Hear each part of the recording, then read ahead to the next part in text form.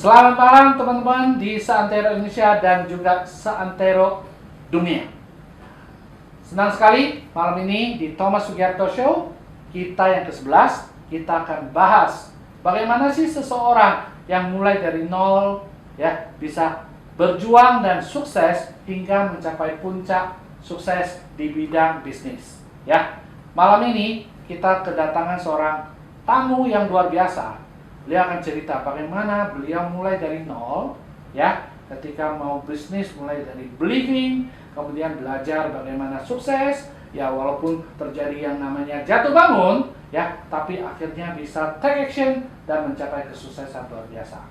So, siapakah tamu istimewa malam ini? Tidak lain, tidak bukan adalah Ibu Trisha Suherman. Selamat malam Bu Trisha. Malam, apa kabar? Baik, terima kasih loh. Iya. Udah hadir di studio kita, ya. Yang luar juga biasa. udah diundang Pak Thomas. Okay. So, Bu Trisha, Ya, atau saya panggil Ibu Ica aja? Ica boleh. Ica aja ya. Iya.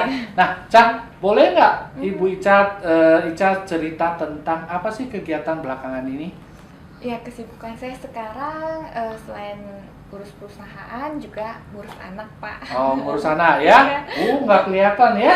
Wah. Anak saya, putri saya tiga. Oh, putri tiga. Iya, tiga-tiganya wanita semua. Oh, I see. Oke, so ceritanya waktu masih muda, waktu masih kecil, apakah ada satu bayangan akan mencapai kesuksesan seperti hari ini? Boleh nggak cerita masa-masa kecil waktu mungkin SD ya, lalu SMP seperti apa hingga SMA dan sebagainya? Iya. Sebenarnya sih belum sukses-sukses amat sih Pak, cuman memang karena ada beberapa prestasi yang kita raih gitu. Ya. Nah dulu waktu kecil sih saya tuh tomboy banget Pak. Tomboy. Hitam, kurus, keling gitu. Oh gitu. Iya. Makanya terobsesi buka bambu spa, salah satunya juga karena saya dibilangnya tuh pernah dibilang pembantu mami saya. Oh gitu. Jadi gini, saya dari 5 bersaudara, saya anak ketiga. Saya punya kakak satu, beliau itu eksekutif di Danamon, di Bank Danamon. Terus kakak saya yang wanita itu ibu rumah tangga, tapi dia berkediaman di Sydney, Australia. Terus saya sendiri dan saya punya adik satu namanya Ricky, dia di Suci. Ya. Terus satu lagi adik saya Lucky, dia tuh chef gitu. Oh, chef. Okay. Nah, terus ya berjalan aja sih seiringnya waktu, kita tumbuh bersama, sekolah, kuliah dari SD, SMP nggak terbersit saya akan seperti ini gitu loh Pak. Okay. Pertamanya saya kuliah, nah memang dari setiap sekolah-sekolah saya selalu masuk 3 besar, ranking 3 besar. Ranking ya? Iya. Okay, padahal saya orangnya juga nggak terlalu suka belajar, nggak ini, cuman ya setiap diajarin saya tangkep gitu, jadi tangkep setiap ujian bisa gitu. Nah terus kadang ada yang bilang ya orang kidal gitu pakai tangan kiri ya kan, terus bilang oh pinter nih gini-gini. Nah udah, terus ya setiap apa yang saya kerjakan ya ada hasilnya, selalu gitu kelihatan. Nah terus lulus kuliah itu juga kuliah saya bukan yang kutu buku, yang belajar banget, IPK 3, lebih gitu. Akhirnya masuk ke waktu lulus kuliah saya masuk bekerja di sebuah bank. Saya di bank ya? Iya. Saya banker. Kenapa mau di bank? Karena saya pikir yang paling bonafit adalah pada saat itu kerja di bank gitu loh, sebagai pekerja bank gitu loh. Jadi pakaiannya necis gitu ya, modis ya kan, ber-AC segala macam, fasilitas kebutuhan apa kayak kesehatan dan lain-lainnya, tunjangannya kan kalau di bank begitu, dengar-dengar dulu tuh. Jadi pikirannya mau kerja di bank, padahal cita-cita saya bukan kerja di bank. Cita-citanya apa jadinya? Waktu kecil itu saya sukanya sebenarnya jadi pramugari atau sekretaris gitu. Kenapa kok bisa cita-citanya segitu? Karena saya lihat kayak pramugari itu bagus ya, ramping-ramping gitu. Iya. Terus itu kayak penampilannya menarik gitu loh. Tapi pada saat itu tuh karena pergaulan saya tuh kebanyakan sepupu semua, teman-temannya kebanyakan laki-laki, tapi saya jadi tomboy gitu loh Pak. Saya jadi waktu SMP, SMA tuh saya hitam gitu karena sering naik motor sama teman-teman gitu kan, terus berenang terus, manjat sono manjat sini. Makanya kalau teman SMP saya lihat saya sekarang pada bingung, ya? Pada bingung gitu. Terus tinggi juga, dulu tuh saya pendek gitu loh dibanding saya punya saudara 4 gitu, yang kompak ya, cici saya dan sepupu ada 2 perempuan semua. Kita kalau pergi tuh dari kecil sampai sekarang kita masih sering jalan bareng, Pak Thomas. Terus nah mereka kakak-kakak saya yang paling kecil. Dulu tuh saya paling hitam, paling jelek, paling pendek deh gitu. Gitu. Ya terus tapi sekarang paling tinggi, paling putih, paling bersih. Nah, so cerita waktu masuk ke perbankan ya, apakah memang pilihan pertama atau pilihan yang kedua atau bagaimana?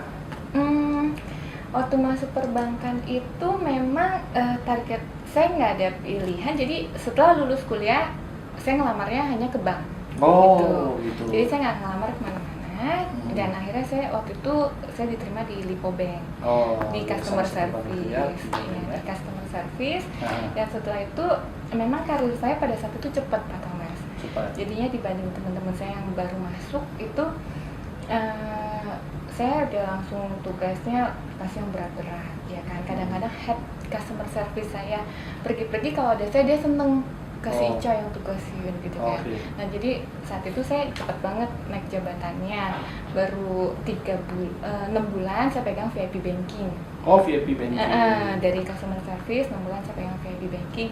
Dari VIP banking saya disuruh pegang kredit, account officer gitu kan.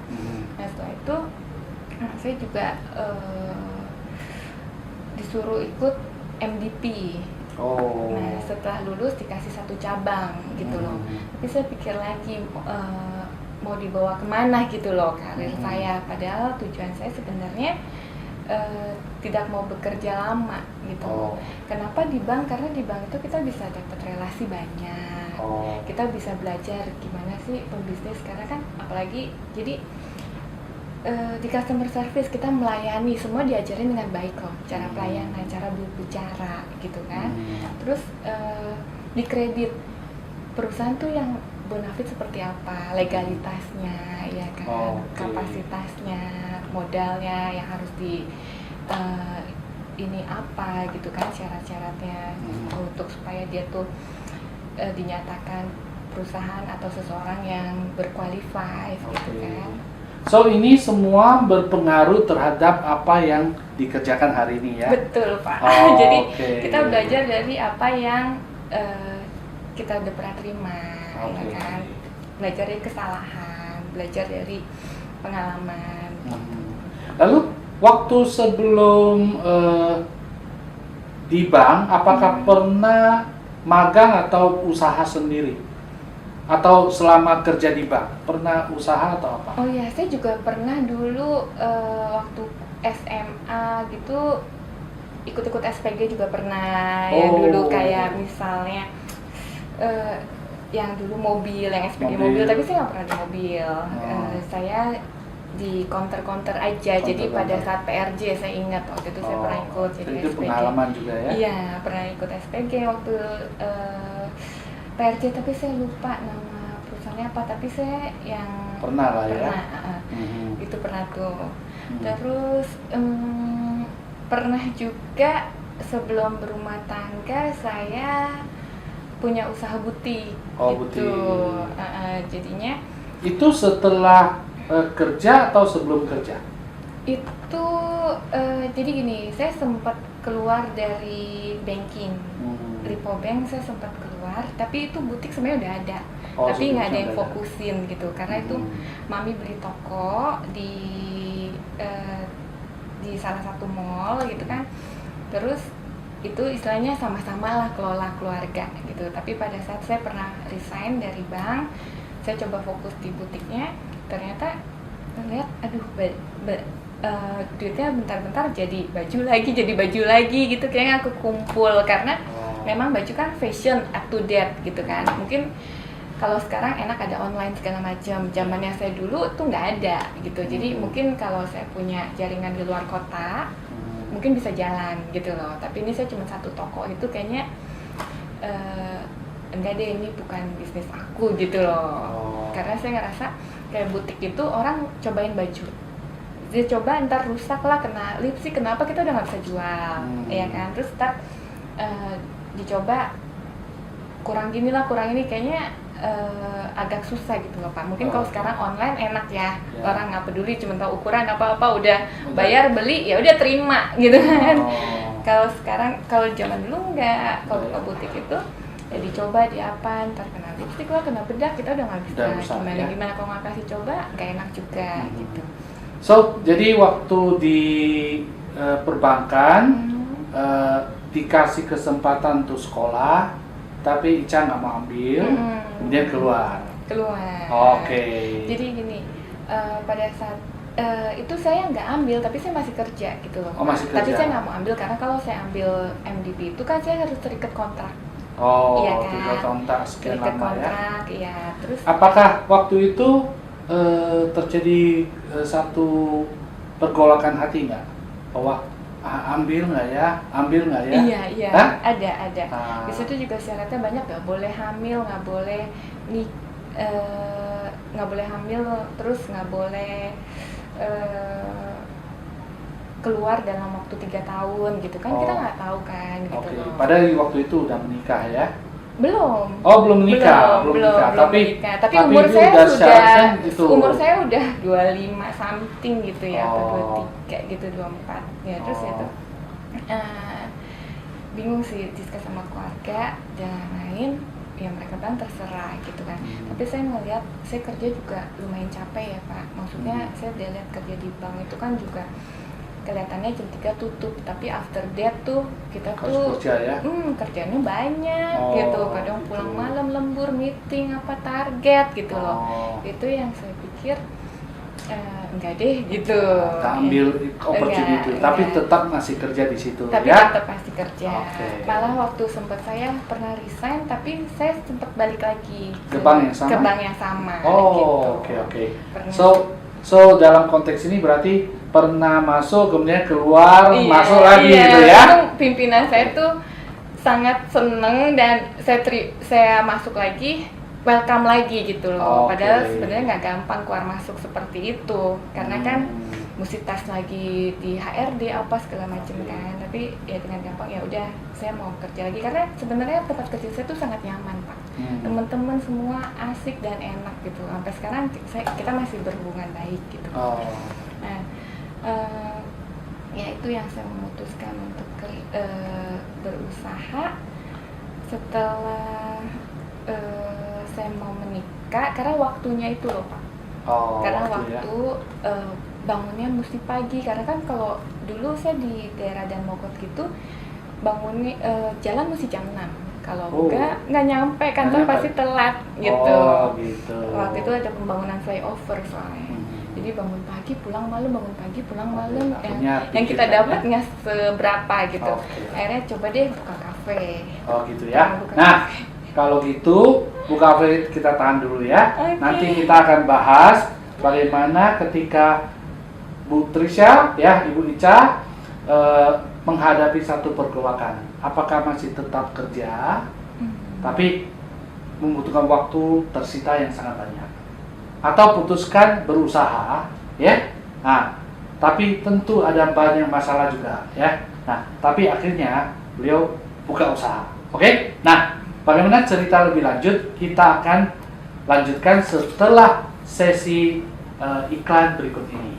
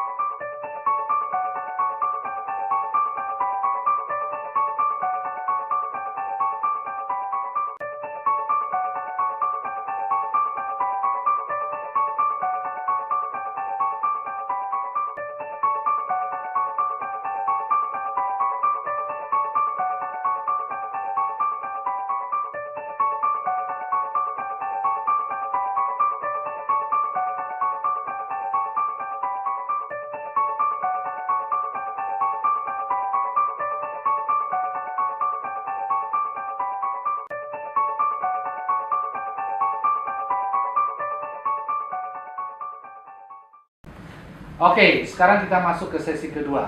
Nah, kita mau tahu bagaimana Ibu Trisha ya dengan semangatnya ketika sudah putuskan menjadi seorang entrepreneurs, bagaimana beliau start dengan bisnis yang baru.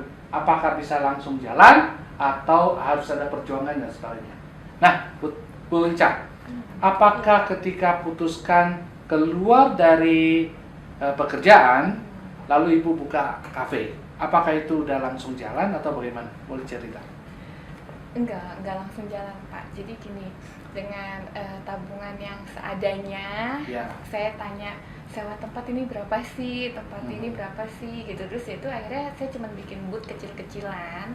Itu istilahnya di tengah-tengah, kan suka di mall ada tengah-tengah booth-booth gitu kan. Ya. Nah itu saya bikin waktu itu namanya Royal Cafe.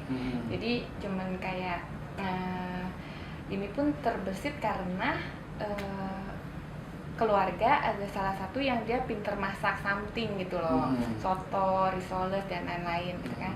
Terus dia tahu passion aku, semangat aku tuh orangnya nggak bisa diem, suka cari duit gitu kan. Terus dia yuk buka gini gitu kan. Ya udah kita atur, manage segala macam. Nah ujung-ujungnya lagi karena ini bukan passion saya sih Pak, gitu. Jadinya namanya makanannya, dan di mall itu kadang-kadang kan ada kecoa lewat, saya udah mulai aduh nggak enak nih apa gitu loh. Terus sambel kita mesti makanya quality controlnya tuh perlu banget ya kan. Ntar kadang ada yang basi, ada yang apa, terus kayaknya itu kendalanya. Terus waktu itu saya sempet hamil anak kedua, anak pertama sempet hamil, terus akhirnya nggak kekontrol Pak. Akhirnya yang bantuin saya juga nggak bisa fokus, akhirnya kita tutup gitu. Kita tutup untuk kafenya ini. Nah setelah anak saya sudah seumur 1 tahunan gitu kan, kita udah biasa kerja, udah biasa nyari duit, jadi bingung, aduh nggak ada kegiatan, rasanya gimana gitu ya. Terus ngomong sama keluarga, udah kita sewa ruko aja, rumah kita sewain, kita sewa ruko gitu loh. Nah terus pada saat itu ya udah keluarga setuju, emang mau bisnis apa sih, belum tahu gitu loh. Terus dari itu soalnya saya nggak bisa diem begini nih, saya bilang gitu. Terus akhirnya mikir ya udah coba buka kayak multiplus gitu loh Pak, titipan barang kilat apa, kita cari ruko, lantai satunya itu buat seperti itu, ada fotokopi apa, itu juga uang semua pinjaman keluarga gitu. Kita minjem uang keluarga waktu itu. Nah terus buat di situ. Nah di lantai 2-nya kita rencana mau bikin kayak warnet. Nah pas warnet itu pikir-pikir lagi, aduh nggak bisa deh warnet, kumpulin komputer lagi modal besar lagi ya kan. Terus dihitung-hitung warnet 1 jam kan 3.000 perak waktu itu, kapan balik modalnya ya gitu. Terus sedangkan rumah kan udah kita sewain, terus kita tinggal di ruko lantai 3-nya gitu loh Pak. Nah setelah itu mikir lagi, ya udah deh akhirnya saya kalau yang ini apa, yang warnet dan itu ada uang mantan suami. Tapi akhirnya yang lantai 2 saya bilang gini, udah deh saya buka perawatan cewek aja. Itu aku nekatkan buka perawatan cewek aja. Terus itu aku dapat KTA dari bank 30 juta. Aku inget banget. Nah jadinya saya hitung-hitungan lantai 2-nya saya harus bayar berapa untuk sewanya gitu kan. Namanya bisnis semua tuh harus dihitung Pak, ada posnya masing-masing gitu loh. Lantai 2-nya saya sewa berapa, terus saya renovasi kamar mandi. Nah saya renovasi kamar mandinya, terus saya bikin konsep istilahnya perawatan khusus cewek yang pijit, lulur, hair spa, manicure, pedicure. Waktu itu tuh hanya itu aja menunya, karena itu hobi saya. Setelah saya dibilang item, setelah saya dibilang anak pembantunya mami gitu.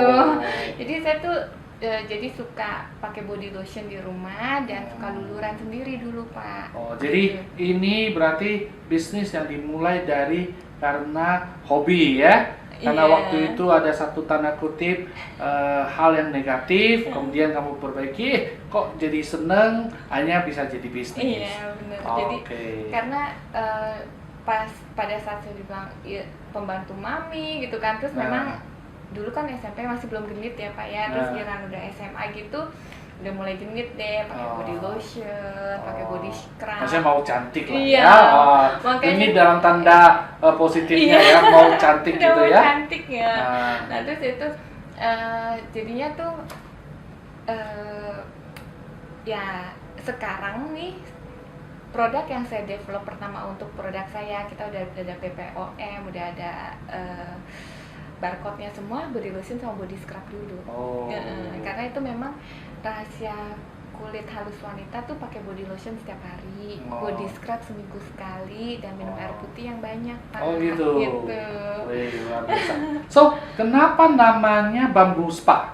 Oke. Nah, Oke. jadi ceritanya Bu Ica adalah membuka bisnis kecantikan ya, untuk juga spa dan sebagainya, namanya Bambu Spa. Nah, kenapa namanya Bambu Spa?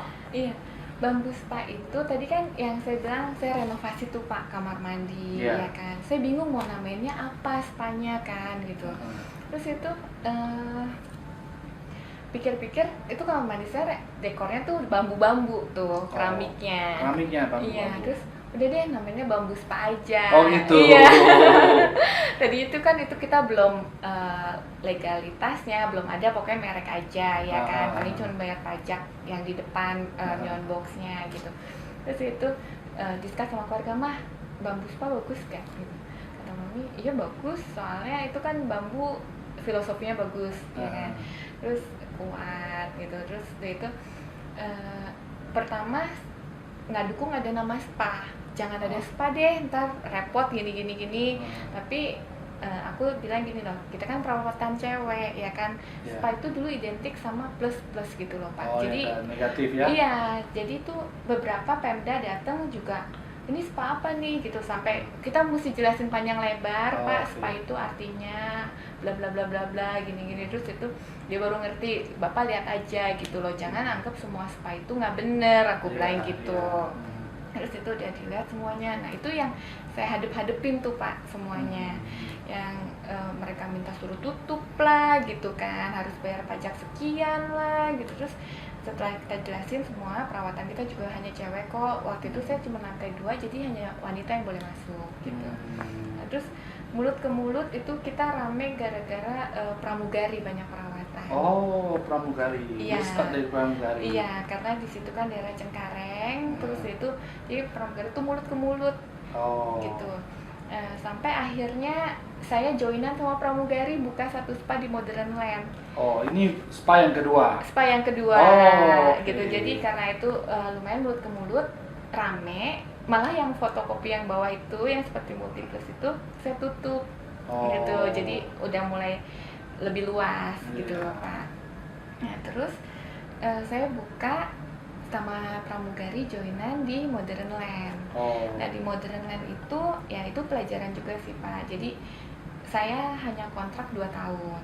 Nah di 2 tahun itu kita renovin ya kan. Nah makanya saatnya lagi rame-ramenya, kalau bukan tempat sendiri itu ya begitu Pak. Jadi mau dipakai kita harus angkat kaki. Oh, Gitu. pemilik mau pakai. Iya, jadi itu Oke. lagi rame-ramenya tahun itu, pemiliknya mau pakai ya kan. Nah terus dia itu jadi ya kita harus angkat kaki gitu kan. Ini memang mau pakai atau memang sebenarnya mau naikin harga? Dia mau pakai, dia mau jual Pak. Oh, mau Dia nggak jual. mau kontrakin lagi gitu. Oh. Jadi kan kita mau nggak mau, kalau mungkin kalau naik harga kita bisa ikutin ya Iya. kan. Tapi kalau dia bilang dia mau jual, ya Oh. kita mesti ketemu yang ngontrakin mau ini dong. Akhirnya ya udah kita ambilin barangnya lagi. Nah jadi itu saya joinan bertiga sama pramugari. Nah semakin banyak wanita-wanita yang aduh pengen dia buka kayak gini, pengen dia buka kayak gitu. Makanya saya belajar franchise Pak. Oke. So, intinya ini semua step by step, kemudian karena sudah mulai dari spa, kemudian pelanggannya pramugari, kemudian salah satu dari pelanggan itu tertarik jadi partner bisnis ya. Bener. Oh, makin lama makin panjang tertarik, akhirnya kenapa tidak jadi franchise kalian ya? Lalu lakukanlah pembelajaran itu. Nah, so tadi kita belajar satu hal, yaitu apa? Memulai bisnis, ketika memulai kita harus pikir panjang. Ya, salah satu hal yang paling penting dalam bisnis adalah apa? Tempat sewa. Nah, kalau kita mau sewa berarti kita harus pikirkan. Jangan sampai nanti bisnis sudah besar, tiba-tiba harus tutup, kita harus mulai dari nol ya. Tapi untung sekali, Ibu Ica bisa handle situasi itu sehingga bisa tetap bisnis masih bisa jalan ya. Oke. So, hari ini Bamboo Spa sudah punya berapa cabang? Sekarang kita yang sudah buka 7 dan 7. ini 3 hari yang lalu kita baru soft opening yang Batam. Oh, di Batam.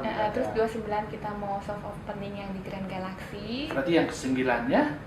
Iya benar, yang ke-9. Ya. Terus kita on proses Mall Puri Indah, Bali, Sentia Square Park. Berarti bisa sampai 12 dong ya? Iya, target tahun ini 12. Dan biasa. ini ada lagi udah beberapa yang sudah menanti lagi nih. Oh, menanti lagi. Udah ada. Bu Ica kapan bisa ketemu ini untuk yang di sini dan sekarang beberapa developer malah nawarin kalau untuk Bamboo Spa kita dikasih tempat, kita nggak harus bayar di awal gede gitu loh. Malah nanti dibagi hasil atau enggak dihitung per bulan gitu. Oh, gitu. Nah, ngomong-ngomong apa keunggulan dari Bamboo Spa dibanding yang lain? Kan banyak yang lain juga ada keunggulan-keunggulan. Iya. Nah, kenapa harus Bamboo Spa? Kenapa ya? Nah. Kenapa harus Bamboo Spa ya? Kalau kita tuh lebih concern di perawatan khusus wanitanya, Pak. Mungkin spa-spa yang lain hanya yang massage, refleksi atau pijat keluarga gitu. Kalau kita tuh lebih untuk ke perawatan tapi secara alami. Tanpa injek, tanpa bahan kimia, kayak lulur yang kita buat aja.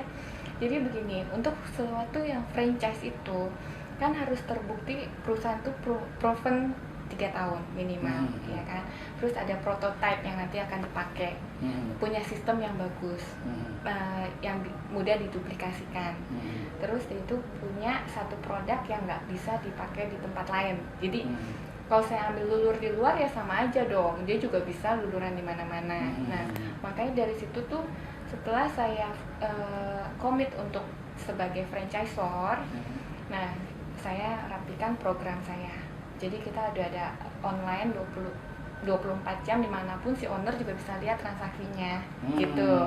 Kita ada online system yang di seluruh franchise spa saat ini belum ada, walaupun yang udah puluhan tahun gitu, dia belum ada. Terus itu kita juga punya produk yang lulur kita dari biji beras, jadi tuh alami, lembut gitu, ngangkatnya bagus.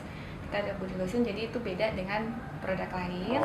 Terus kita juga ada slimming treatment yang spa-spa sekarang yang Indonesia ya, itu belum ada, baru Bamboo Spa aja gitu. Jadi kenapa harus brand luar, sedangkan brand sendiri tuh ada dan hasilnya tuh kelihatan, sekali treatment langsung kelihatan susutnya, before afternya semua kita timbang. Bisa kelihatan gitu. Ya? Bisa kelihatan. So, kalau nggak saya perhatiin kayaknya belum lama ini Bamboo Spa mendapatkan banyak penghargaan ya. Bisa cerita sedikit kan? Iya benar. Jadi pertama kali kita franchise kan itu di 2012. Nah, terus 2013 kita udah masuk top franchise top of mind. Jadi jadi brand kita nomor 2 di bawah salah satu brand multinasional deh yang udah itu, dan itu sangat penghargaan yang luar biasa buat kami. Cepet, kan? Dan itu nggak nyangka gitu loh. Terus itu makanya kita jadi fokus. Kadang-kadang namanya saya buka usaha gini Pak, saya pernah mau tinggalin juga pernah. Gitu, makanya itu yang memotivasi, ternyata masih diterima di masyarakat. Pada saat saya down itu tiba-tiba Kompas, Ibu Ica kita mau liputan tentang spa, Bamboo Spa yang kita pilih gini-gini. Masuk lagi koran, terus itu Ibu kita mau ini, jadi banyak media yang ngangkat gitu. Nah itu yang kadang-kadang kita saya merasa Tuhan bekerja gitu loh. Nah, terus setelah itu jadi saya semakin komit dan semakin mau membesarkan usaha saya ini. Oke. So, walaupun memang dalam pelaksanaan bisnis itu sempat ada kondisi down atau apa gitu ya, tapi situasi asal kita tidak ikutin arus, kita ada momentum-momentum yang bisa bantu kita untuk tetap stay ya. Pasti ada. Apalagi yang penting gini loh Pak, kayak belief gitu ya. Kita masih punya percaya diri dan kita masih bisa dipercaya, itu sangat penting. Iya, itu yang menguatkan ya. Iya. Oke. So, pembelajaran apa yang Ibu Ica dapatkan sehingga bisa membuat satu keunggulan yang luar biasa ini? Oh ya, tadi yang penghargaan nih ya. Jadi kita dapat yang itu nomor 2 di bawah salah satu, terus itu kan yang tahun 2013. Nah, terus 2015 saya dapat penghargaan lagi Businesswoman Favorit 2015 ini ya. Itu dari majalah franchise juga. Nah, terus 2016 ini kita dapat penghargaan lagi Franchise Startup Award untuk kategori startup ya? Jadi franchise di bawah 5 tahun yang masih bertahan dan eksis gitu loh Pak. Bambu Spa dapet.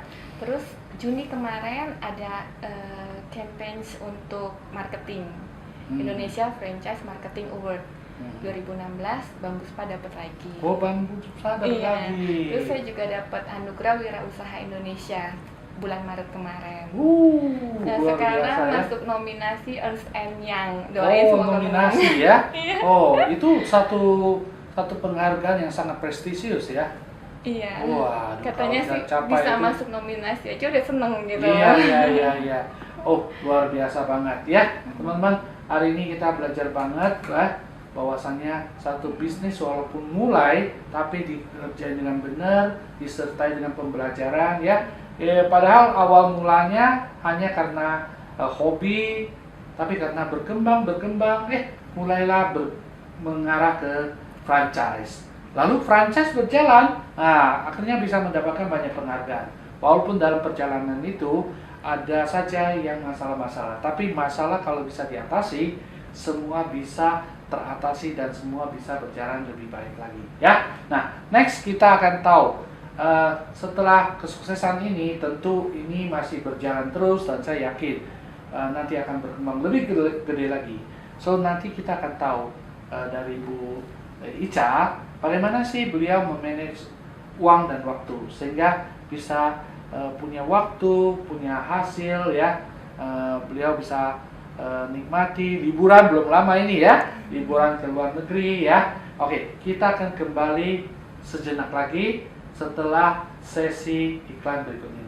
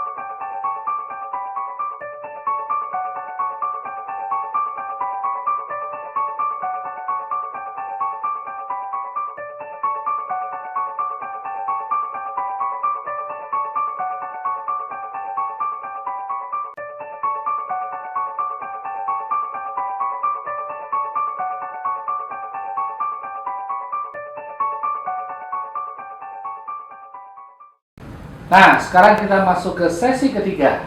Kita mau tahu nih, bagaimana Bu Ica bisa mendayagunakan uang dan waktunya dengan baik, ya, sehingga bisnis bisa berjalan. Beliau punya waktu banyak untuk urusin hal-hal yang penting-penting, ya, sedangkan yang urgent-urgent biarlah yang lain yang kerjain. Nah, Bu, bagaimana pandangan Ibu tentang uang dan waktu? Uang dan waktu ya.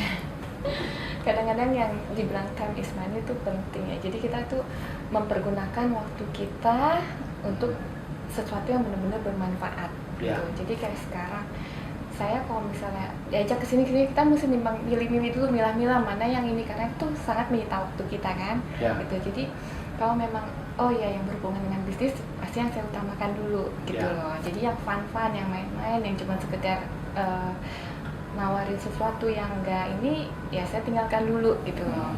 Ya, terus kalau misalnya kayak time is waktu, kayak sekarang waktu saya bisa pergi holiday, bisa bersama keluarga, ngurus anak 3.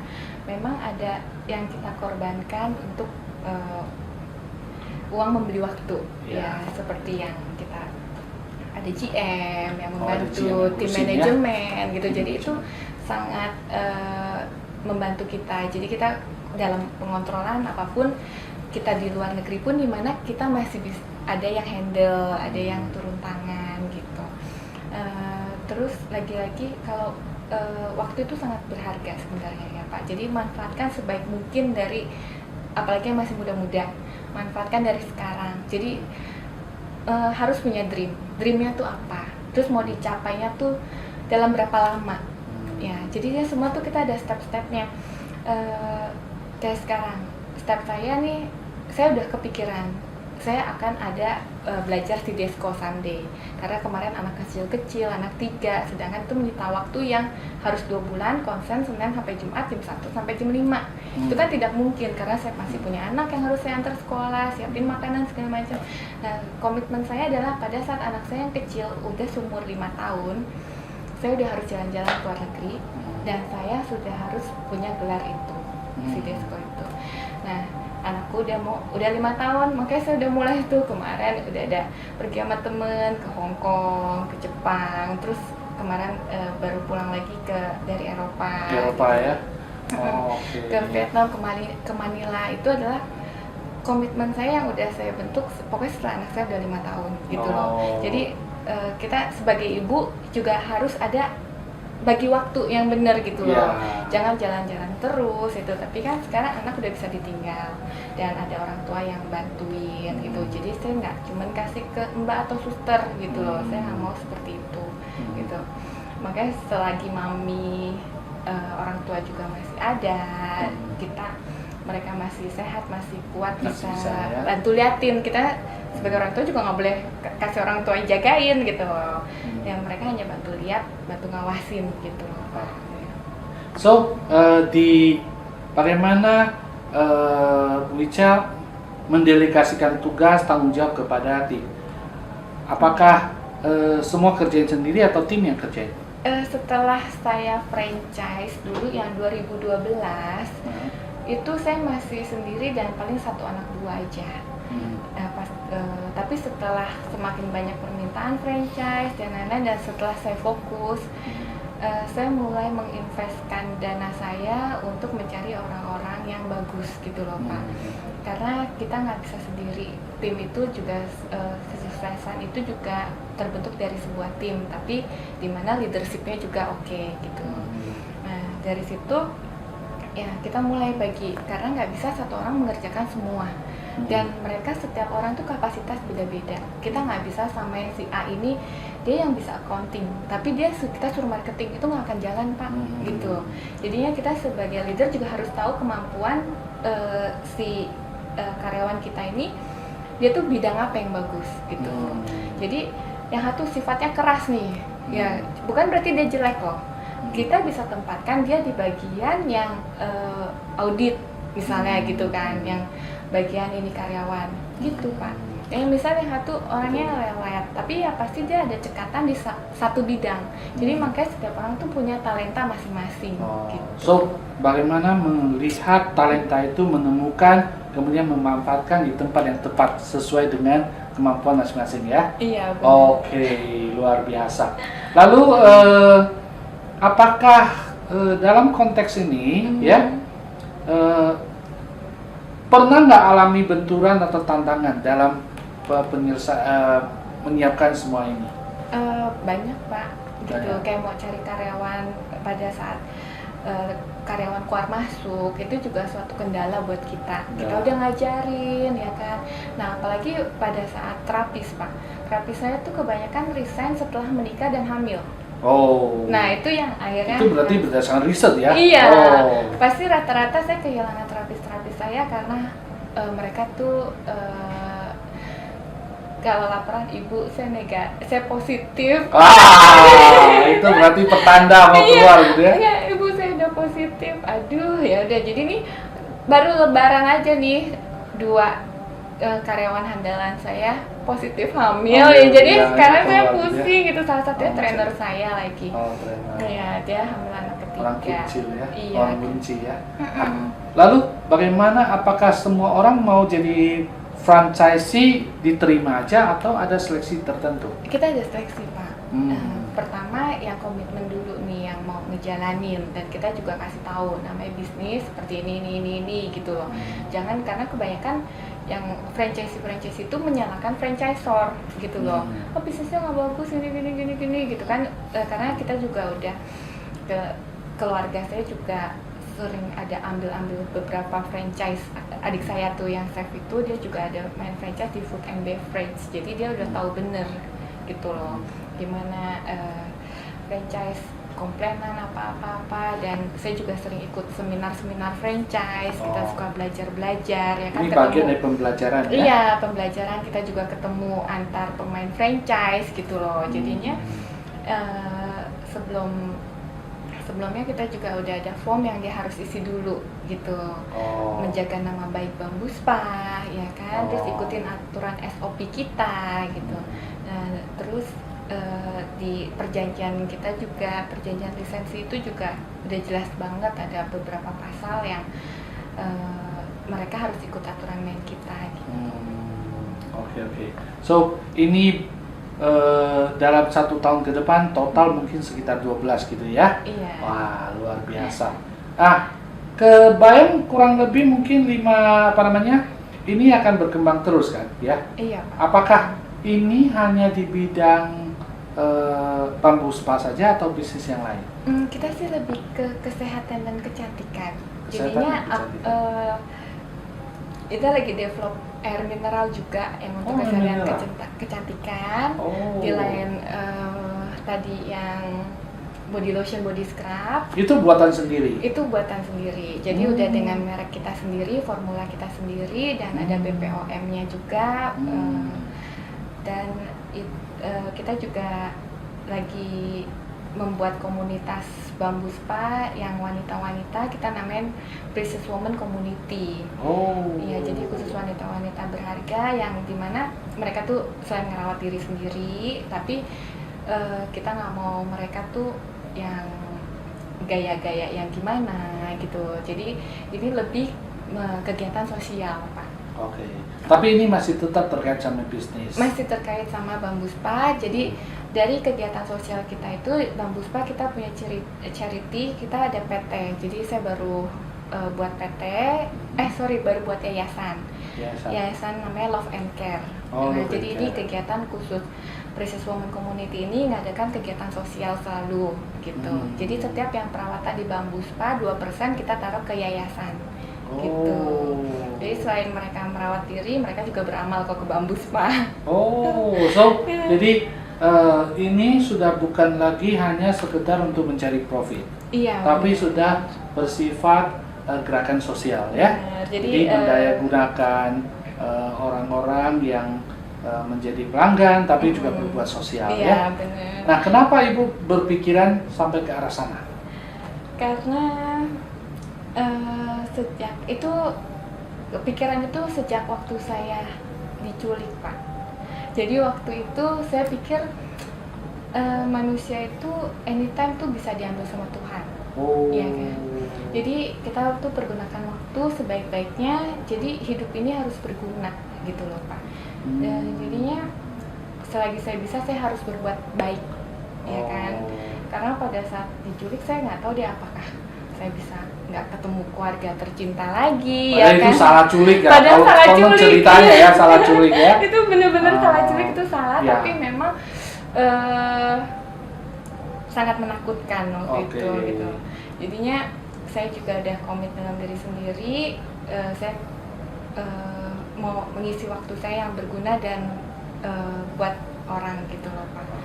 Akhirnya jadi saya terbersit udahlah daripada bisnis tapi nggak mikirin sosial kan salah ya Pak ya. Jadi udah kita bikin yayasan, terus ntar yang gerakin adalah komunitas Crisis Women Community ini. Nah terus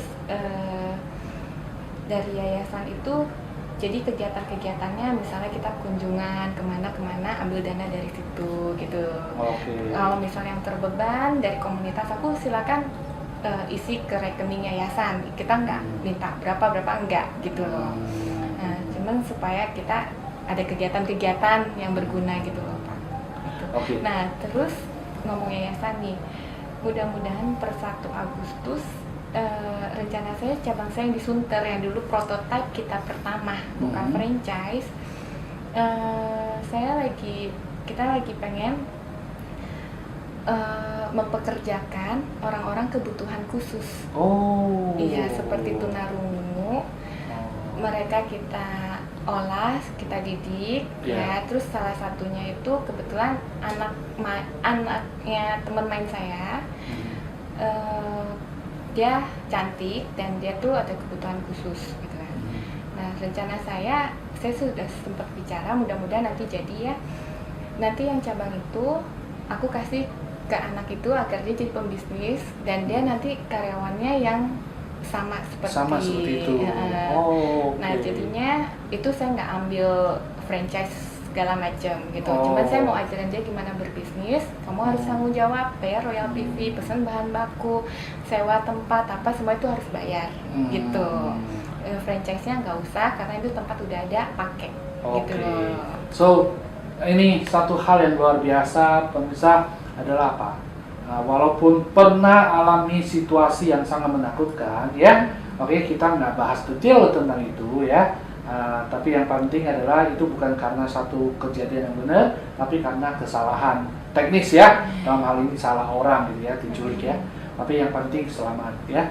Nah, tapi di belakang dari kondisi ini membuat Bu Ica bukannya ketakutan, tapi justru memanfaatkan situasi ini untuk merenung dan berbuat sesuatu yang sifatnya sosial buat orang lain, ya, sehingga membuat orang lain untuk bisa lebih care sama orang lain. Bahkan terakhir adalah masuk ke bagaimana mendayagunakan potensi-potensi yang ada dari orang yang bahkan mempunyai kebutuhan khusus.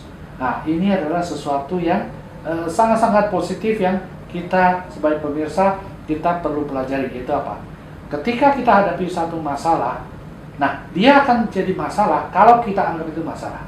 Tapi kalau kita bisa melihat itu adalah satu hal berkat atau satu hikmah yang luar biasa, maka kita bisa merubah situasi menjadi sesuatu yang berguna, bukan cuma untuk diri kita, tapi juga bisa berguna buat orang lain.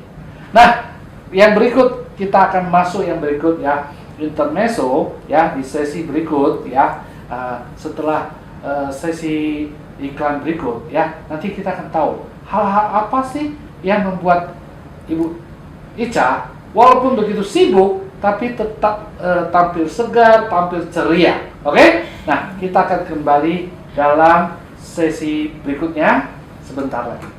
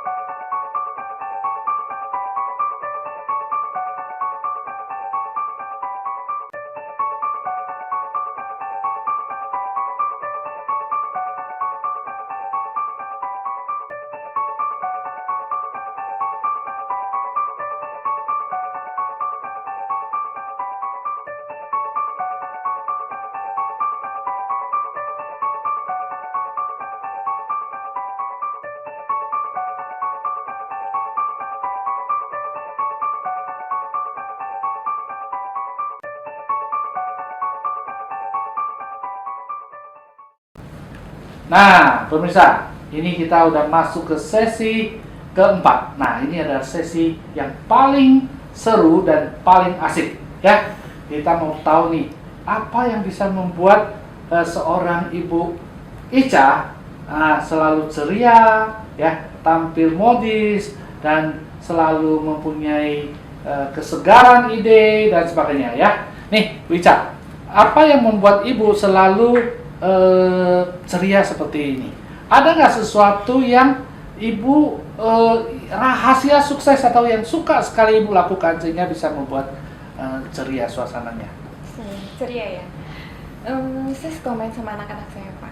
Suka main-main sama iya, anak-anak. suka main Ya? anak-anak cewek-cewek. Jadi saya tuh suka ikutin kegiatan mereka. Jadi kan mereka kan cewek itu kecil-kecil ya. Kadang-kadang tuh mereka suka nyanyi apa gitu, saya ikutin. Terus suka, nyanyi. apalagi tuh kalau mereka kadang-kadang ada lihat satu sinetron yang gimana ya, cantik ini ngikutin cantik gitu. Iya, terus itu setel musik ikutin gayanya gitu loh, Pak. Sama anak tuh suka di rumah seperti itu. Malah kadang anak aku bisa beli lampu, kan pernah ke mall jalan-jalan, dia lihat lampu kayak lampu disco gitu kan. Dia minta, "Mami kita beli yuk," gitu. Nanti lagi joget kita setelin nih. Joget tuh aku di rumah udah kayak seakan-akan itu klub malam yang di rumah, matiin lampu, nyalain lampu disco klip itu gitu. Kita lagu mereka suka Katy Perry gitu loh. Jadi kita ikutin gayanya si Katy Perry tuh.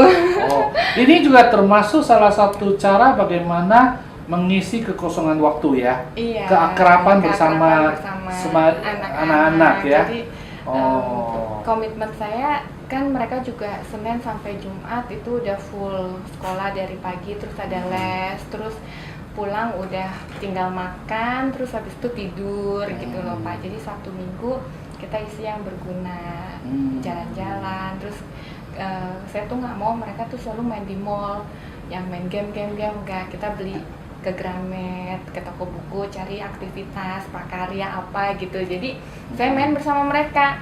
Gitu, saya ikut-ikutan, ayo Wis, gini, ayo Chelsea, ayo Nomi, gitu loh. Itu yang saya lakukan. Jadi makanya kadang-kadang saya tuh kayak anak kecil gitu loh, Pak. Karena memang mainannya sama anak-anak, cuma Sabtu Minggu itu gitu. Kadang kalau ke mall main prosotan, saya main prosotan, Pak. Gitu? Iya.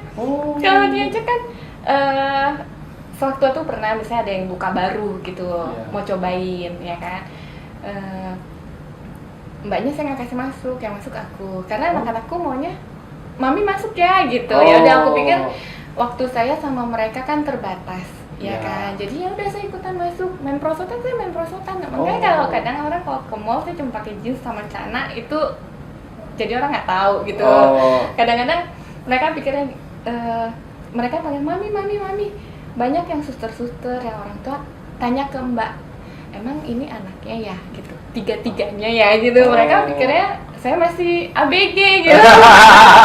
Udah punya anak gitu. Cuman kalau situasi kerja, mau ini kan kita mesti penampilannya gimana. Padahal kalau cuma Sabtu Minggu saya tuh bener-bener inilah Pak, kayak makanya saya sukanya tuh sebenarnya jeans dan kaos gitu. Itu ciri khas saya. Style saya tuh jeans dan kaos gitu. Ini tampil berarti resmi gitu ya. Ngomong-ngomong, ada nggak cerita masa lalu yang sangat berkesan yang membuat satu hal perubahan yang luar biasa? Ya itu Pak, sampai sekarang saya masih sakitnya tuh di sini. Sakitnya tuh di sini gitu ya. Berarti lagu itu sebelum tercipta sudah kondisi sudah ada ya? Jadi apa itu coba cerita? Waktu saat saya sakit, saya ke dokter ya kan, dianterin mami sama adik saya. Itu dokter langganan mami dan adik kan namanya anak masih balita gitu, masih suka sakit ya. Ke dokter saya nggak pernah ikut. Pada saat saya sakit, saya waktu itu umur sekitar 12 tahun, 13 tahun deh gitu. Terus dokternya bilang gini, ini noknya ya gitu yang sakit, dia bilang gitu. Itu mbaknya gitu ya? Pengasuh si adik saya gitu. Gitu. Ini yang sakit noknya ya gitu. Terus dia bilang, bukan dok, ini anak saya. Oh sorry. situasi itu waktu itu gimana? Itu aku Perasaannya umur gimana? 14 tahunan deh kayaknya, Oh, gitu saya ya? masih SMP gitu kan. Oh. Perasaannya, aduh, keki sih Pak. Keki. Gitu, tapi ya memang pada saat itu memang ya cocok saya dibilang itu Oh, gitu gitu loh, ya? karena memang rambut kuning, saya berenang tuh siang tengah hari bolong, geseng gitu. Terus itu pokoknya. Tapi itu membuat ada satu perubahan nggak setelah kejadian itu? Iya dong. Oh, Jadi kan gitu. bikin jadi kita tuh jangan patah semangat gitu kalau ada yang itu. Oh, berarti saya memang kurang begini gitu kan. Jadi ya saya sering rajin pakai body lotion. Oh, akhirnya suka inilah luluran. jadi ini ya, luluran gitu ya. Akhirnya punya spa deh. Oh, jadi pemirsa lihat. Ini khususnya buat orang-orang yang masih usia masih muda ya, atau hari ini Anda mungkin kelihatannya bukan siapa-siapa ya. Nah, kalau ada situasi yang membuat Anda down, jangan langsung down. Gunakan energi down ini untuk mental kembali, rubah diri kita sehingga bisa mencapai satu kesuksesan besar ya. Ini pelajaran yang kita dapat dari Ibu Ica ya. Wow. Ini luar biasa sekali ya. Jadi bisa manfaatin ini.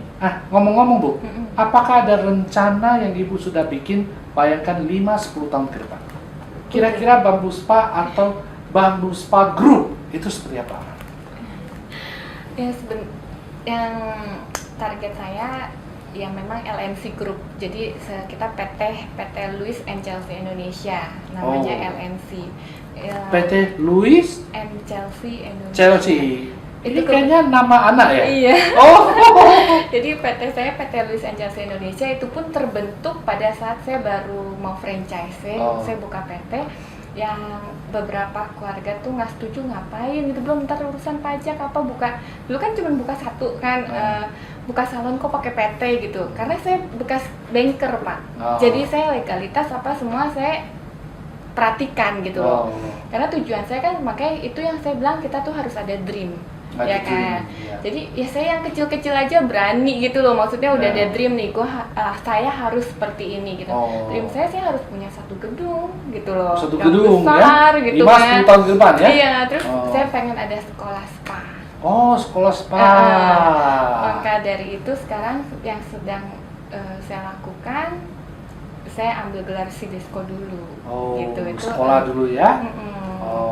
Okay. Karena nextnya kita Bamboo Spa itu pengen membawa nama Indonesia juga di mancanegara. Oh, jadi bukan cuma Indonesia, ini iya udah tuh. keluar. Wah, luar biasa Itu, teman-teman ya. Waduh. Supaya kayak kemarin jalan-jalan kemana-mana, memang brand-brand kita tuh nggak ada loh Pak. Nggak ada ya? Iya. Jadi seandainya, ya makanya kita tuh aku tuh terlalu banyak dream gitu loh Pak. Jalan-jalan, seandainya udah Bamboo Spa di situ ya gitu loh. Kayak kita capek kan gini, waduh, aku tuh udah liatin tempat-tempat kayak nanti kalau someday aku mau di lokasi yang ini, someday ini, itu aku punya tuh terlalu sudah ini. Tanamkan ke dalam sini ya. Oke. Jadi ya aku jalan-jalan gitu, kayaknya someday harus begini, harus di sini gitu-gitu gitu. Walaupun saya jalan-jalan, saya cari ini inspirasi bisnis ya? Karena saya jalan tuh nggak suka ikut tur, suka jalan sendiri, jadi kita bisa tahu daerah sini lingkungannya seperti ini kelas menengah ini kelas menengah ini gitu Pak. So walaupun hari ini belum, tapi sudah melihat dulu calon saya punya cabang di luar negeri di mana gitu ya. Kalau gitu berarti konsep yang namanya believing, learning, action itu berlaku nggak dalam perjalanan hidup dari kecil sampai dewasa sampai saat ini dan masa depan? Sangat banget. Sangat banget ya? Ya, learning, believing, learning, action. Aku kelihatan banget kan? Kelihatan banget gitu ya? Ya, percaya diri walaupun dibilang hitam segala macam, ya pasti bisa berubah. Iya, ya? pasti bisa berubah. Karena gini, kita ngapain kita takut? Selama kita nggak nipu orang, kita nggak buat salah, kita harus percaya diri. Itu yang juga bisa aku tanamkan. Juga. Kita tanamkan ke anak-anak, kamu jangan takut ya, aku nggak mau anak aku minder atau gimana gitu. Kalau misalnya dia mau tampil mau apa, Luis kenapa harus malu, kenapa harus takut, Luis nggak salah kan, terus Luis nggak bohong, Luis nggak ini, udah maju gitu. Jadi itu yang aku nanemin kepercaya diri sama anak-anak. Terus juga kita juga harus bisa dipercaya. Kalau Bisa memang dipercaya. kita nggak bisa, memang misalnya nih pembayaran kita kan ada bisnismen sejati itu bisa dilihat dari komitmennya Pak, gitu. Misalnya jatuh tempo bayar sekian. Kalau yang bukan bisnis sejati, dia tuh nggak kabarin. Kalau memang dia benar, misalnya dia udah jatuh tempo, tapi kondisi dia lagi nggak bisa, dia info sebelum-sebelumnya loh Pak. Jadi kita itu bisa prepare, ya kan. Kalau misalnya pas hari haknya ada yang bilang, ntar ya tinggal setengah hari ini ntar dibayar ini, itu udah nggak bisa dipegang, gitu ya. loh. Jadi kalau misalnya ini mungkin pembelajaran juga ya, kalau misalnya masalah keuangan itu suatu bisnis pasti ada, ya kan, namanya uang muter, uang segala macam. Tapi kalau misalnya kita lagi nggak bisa bayar gitu, kita jauh-jauh hari seminggu sebelum kita kasih tahu dulu. Gitu loh, mungkin ini kondisinya, malah kita semakin ditrust sama orang loh Pak, ya kan, karena kalau misalnya kita ujung-ujung, karena saya sering gitu loh, orang harusnya bayarnya kapan, terus kita sebagai pembisnis kan kita udah pikirin, oh ya nanti saya tanggal segini ada uang dari sini mau masuk, kita bisa pakai untuk apa gitu kan. Nah kalau misalnya si A itu udah kasih tahu kita jauh-jauh hari kan, kita bisa, oh ya ini pending dulu atau gimana, ya kan gitu. Tapi kalau misalnya dia bilang, oh ya nanti ya kita membayar ini setengah dulu nih, berarti kan kita move gitu kan. Nah itu yang komitmen itu yang harus diperhatikan, padahal itu kecil tapi itu sangat berarti kalau dilihat orang gitu loh Pak. Setuju. Ya, nah ini ngomong-ngomong, Bu Ica udah perjalanan sampai kesuksesan seperti ini. Ya, nah seandainya nih waktu bisa diputar ulang, ya, hal apa yang Wica mau perbaiki sehingga hari ini bisa luar biasa? Dalam arti gini, bagi para pemirsa itu kan belum melakukan sesuatu, ya, mereka kan mau belajar melakukan sesuatu sehingga mereka bisa dapatkan satu pandangan sehingga kalau gitu berarti aku harus lebih hati-hati di apa? Dalam memilih pasangan hidup, bagi yang masih jomblo. Oh gitu. ini sedikit, tapi ini mempengaruhi juga ya mempengaruhi di bisnis ya. Jadi jangan berdasarkan kasihan gitu. Jadi kita mesti move on, cari pasangan hidup yang benar-benar memang kamu sayang, kamu cinta gitu. Jangan berdasar kasihan, karena kalau dengan kasihan itu nggak akan tahan lama biasanya gitu loh Pak. Jadi prinsipnya adalah ketika bagi teman-teman yang mungkin belum berpasangan, ya, jangan terlalu risaukan itu, ya. Cari yang benar-benar bisa saling mensupport, saling menciptakan satu masa depan yang luar biasa, gitu ya. Tapi kalau even terjadi pun ya masalah, tetap harus percaya diri bahwa sendirian pun masih tetap bisa sukses, gitu ya. Kira-kira gitu ya. Nah, mungkin ada nggak 1-2 pesan bagi anak muda yang mau sukses sebagai seorang pengusaha? Ya, pertama komitmennya dulu. Niat bener gak kita mau usaha itu, terus kayak gitu harus bisa dipercaya, selalu belajar, jangan pernah ngerasa paling pinter, jangan sombong gitu. Mau belajar, mau ngerti, terus action ya Pak ya, lakukan dan tanggung jawab. Tanggung jawab gitu ya, bahwa kalau terjadi apapun kita harus sebagai tanggung jawab sebagai pribadi ya. Oke, pemirsa, ini hari ini kita belajar banyak dari Ibu Ica ya, bahwasannya kalau mau sukses ya tidak pandang umur ya, mau yang sudah pengalaman sudah puluhan tahun baru mau mulai atau baru beberapa tahun mau mulai, punya potensi untuk bisa sukses. Yang paling penting adalah kita percaya bahwa kita bisa sukses. Kita mau belajar bagaimana proses itu sehingga kita bisa capai sukses, dan kita harus berani ambil action ya, ambil action sehingga mencapai kesuksesan. Nah, bagi Ibu Ica hari ini belum yang paling optimal, beliau masih kepengen punya gedung.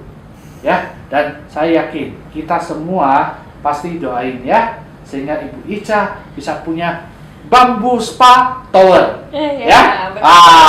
Kita aminin dulu ya. Terima kasih waktunya ya, sehingga kita bisa doain Bamboo Spa Tower akan segera terwujud dalam waktu yang tidak lama lagi ya.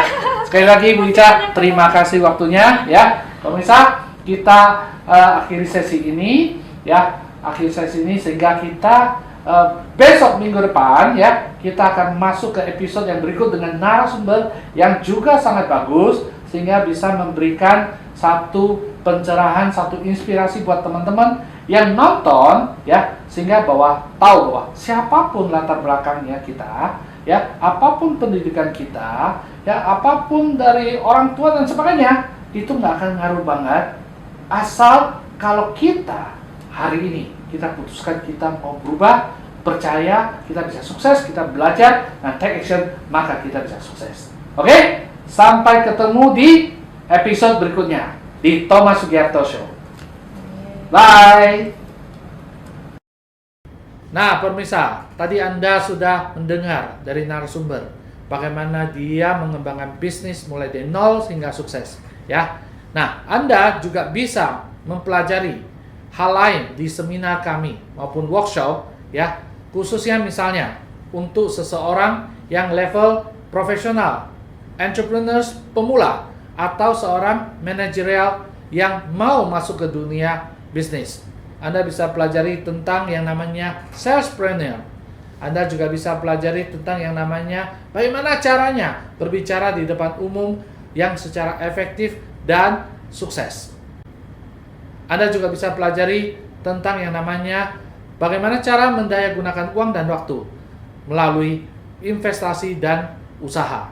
Oke, khusus untuk orang-orang yang tingkatan level direksi atau pemilik bisnis one man show. Di sini saya akan sharing di seminar ya, di mana Anda bisa tahu bagaimana strategi sih menciptakan yang namanya proteksi income dan persiapan pensiun yang luar biasa.